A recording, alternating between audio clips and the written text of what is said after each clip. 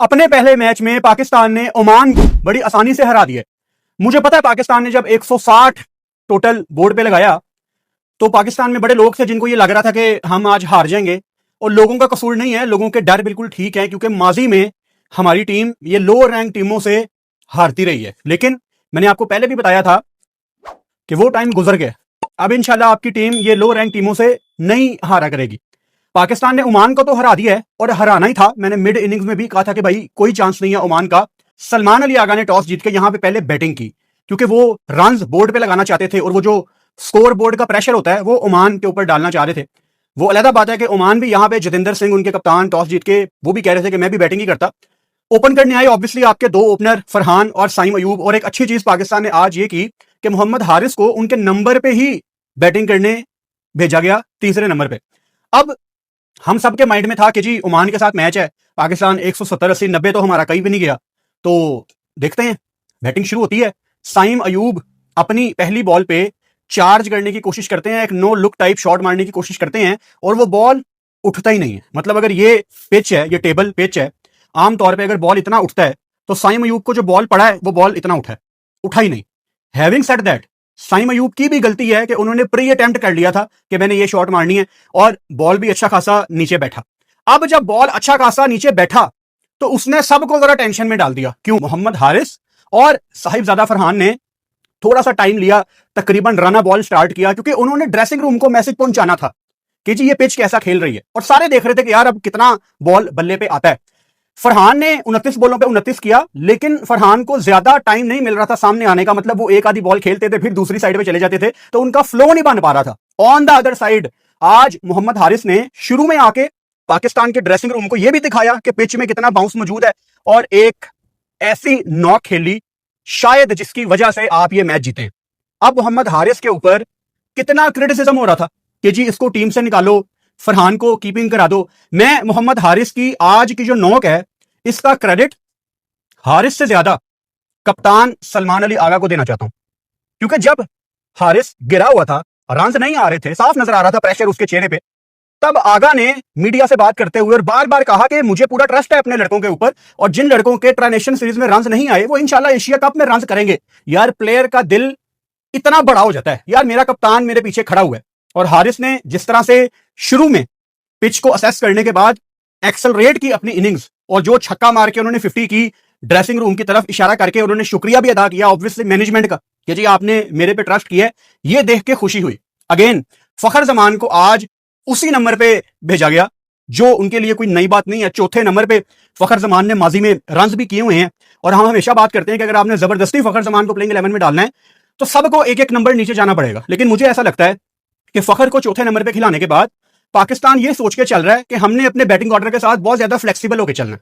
मतलब किसी मैच में हसन नवाज शायद ऊपर आ जाए, किसी मैच में शायद फखर ऊपर आ जाए, तो they are open to everything. And I think ठीक है, T20 में डिपेंड करता है कि हारिस अगर आउट होता है तो कितने ओवर हुए हैं, उसके बाद आपने किसको भेजना है, तो एक ऑप्शन आपने खोली है। लेकिन फखर का तीसरे नंबर पे आके रन्स करना हमने देख लिया, लेकिन शायद ज्यादा फायदा पाकिस्तान का यह था कि आप अपने विकेट कीपर को डाउन द ऑर्डर नीचे वेस्ट कर रहे थे, जिसके ज्यादा चांसेस शायद तब हैं अगर वो अपने नंबर पे आके बैटिंग करता है। तो ये गलती पाकिस्तान ने ठीक की। अब जो मेन सवाल है, 160 काफी कम टोटल है, मतलब 10 ओवर में आपका कोई 85, हम लाइव थे मिड इनिंग्स में, हम बात कर रहे थे 180 90 तो कहीं नहीं गया।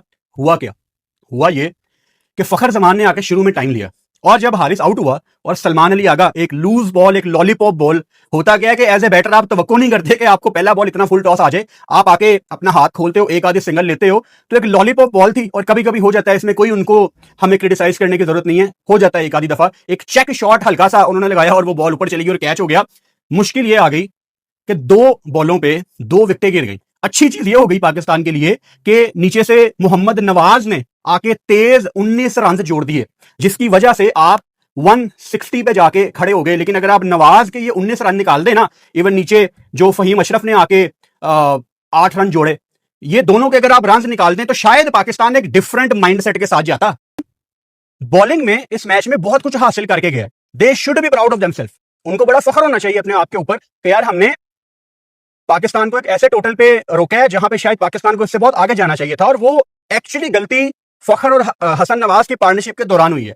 अच्छा, जब हम बॉलिंग करने आते हैं तो शाहीन अफरीदी ने ऑब्वियसली पहला ओवर बड़ा अच्छा डाला, दूसरे ओवर में इवेंट वेरी एक्सपेंसिव, उनको चौके लगे लेकिन लग जाते हैं, इट्स ओके। मेरा ख्याल है शहीन की भी जो एनर्जी थी ना, हालांकि was bowling 85, 86, 87, Shaheen Tej ball कर रहा था। जो चीज हमने शहीन के अंदर देखी ट्रांजिशन सीरीज में, वही चीज मुझे आज भी नजर आई कि शहीन इज लुकिंग गुड। लेकिन शहीन ने कहीं ना कहीं आज अपनी पूरी जान नहीं लगाई। मतलब आमतौर पर अगर शहीन को चौका छक्का लगता है ना, तो वो बड़ा अग्रेसिव आपको दिखता है, तगड़ा आता है। लेकिन शहीन को पता था कि ओमान ने कुछ नहीं करना, चौका छक्का लग भी रहा था तो he was smiling all the time, batter को अप्रिशिएट कर रहा है। तो कहीं ना कहीं पाकिस्तान टीम थोड़ी सी फील्ड में रिलैक्स थी, क्योंकि उनको पता था कि हम गेम में बहुत आगे हैं इनसे ऑलरेडी।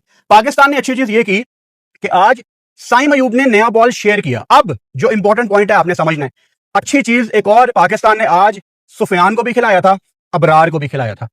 अगर साइम अयूब ने आपको नए बॉल से विकेट दी है, जो कि साइम ने दी, तो सोचो एज ए कैप्टन आप कितने रिलैक्स होंगे, कितने सुकून में होंगे कि यार मेरे पास अभी अबरार भी रहता है। और अगर अबरार आके भी विकेट ले लेता है तो फिर आपको सुकून होता है कि यार मेरे पास नवाज भी है, मेरे पास सुफियान भी है। तो पाकिस्तान ऑलरेडी अपनी ऑप्शंस को कम करके चल रहा था। फहीम अशरफ को भी विकेट मिली। सवाल जिस चीज की तैयारी हो रही है, क्या संडे को पाकिस्तान यही प्लेइंग 11 खिलाएगा? मेरे ख्याल से इस प्लेइंग 11 में पाकिस्तान को एक चेंज करना चाहिए। You can not drop Haris Rauf. शायद हारिस रऊफ को आप आज भी खिलाते तो ठीक था, क्योंकि ठीक है आपने ओमान को कुछ भी नहीं आज करने दिया, लेकिन हारिस रऊफ एक ऐसा बॉलर है कि अगर ओमान की हिटें लग भी रही होती, मिसाल के तौर पे वो अगर 100 टाप भी जाते और पैनिक बटन दबता, तो एक इतना जो तेज बॉलर होता है ना, उसको ओमान के बैटर देख के ही उन्होंने डर जाना था कि यार ये बड़ा तेज बॉल कर रहा है। इंडिया के खिलाफ आप फहीम अशरफ को रेस्ट कराएं और आपको ट्रस्ट करना पड़ेगा अपने बल्लेबाजों के ऊपर। अब होता